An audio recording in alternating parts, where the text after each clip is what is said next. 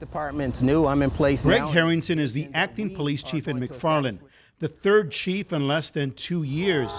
Before coming to McFarland, though, Harrington worked here for the Banning Police Department in Riverside County.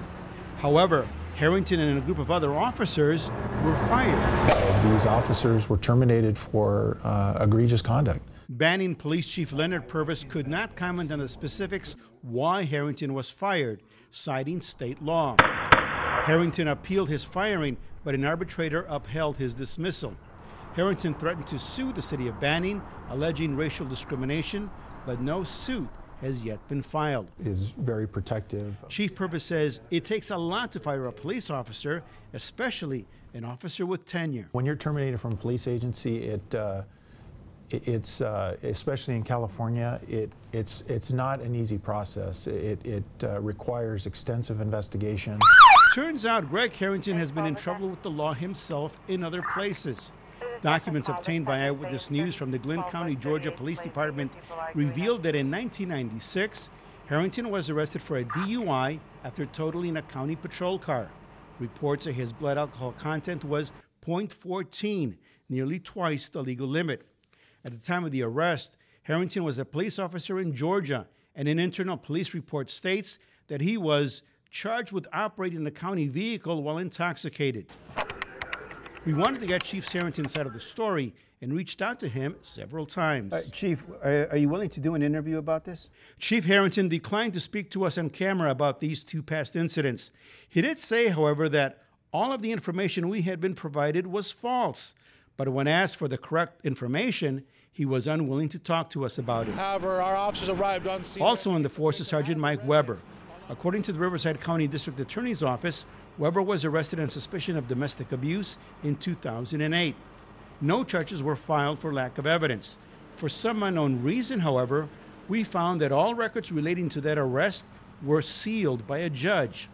Like Harrington, Weber also worked as a Banning police officer at the time of his arrest. He wound up resigning from Banning PD. Weber also declined to talk to us. Travis Jones is another officer who also worked as a Banning police officer and came to McFarland. According to the San Bernardino County District Attorney's Office, Jones pleaded guilty last year to a felony charge. He was involved in an insurance fraud case where a vehicle was taken south of the border and left there.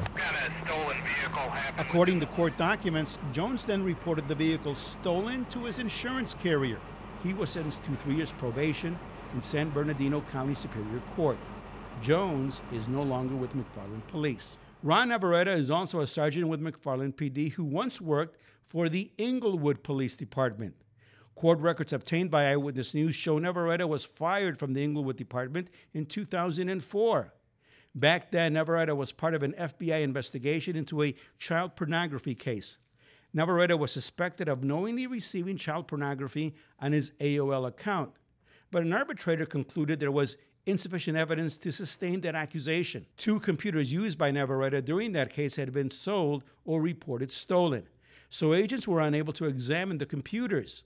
Navarrete was never charged with any criminal offense, but the arbitrator's report concluded Navarrete lied to the FBI and to internal affairs investigators about the incident, and he never told his superiors that he had been questioned by the FBI. Navarrete denied receiving child porn images, but a judge upheld his termination.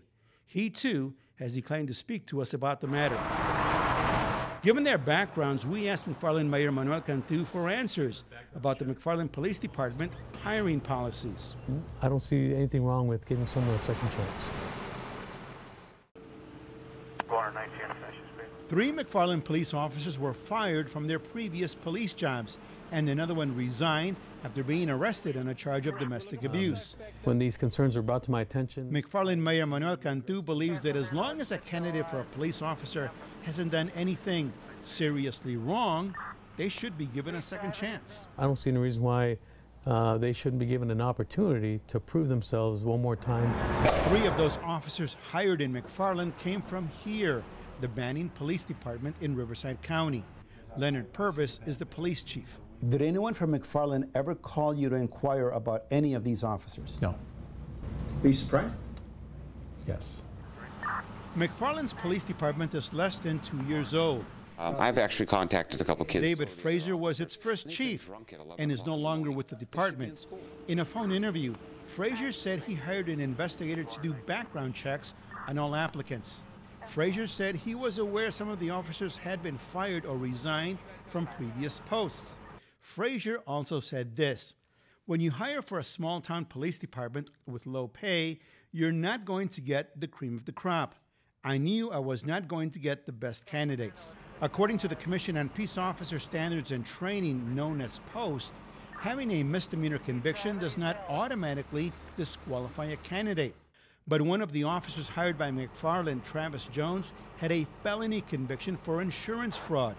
Jones is no longer with McFarland PD. We gathered through our new city manager. McFarland Mayor Manuel Cantu said he could not talk about these specific personnel issues, but he is concerned, he says, about having a transparent police department. I know that the community has seen a difference. It's a very positive difference, and therefore we need to be very careful with how we address any allegations and make sure that what we do when we do it has been properly investigated, properly researched.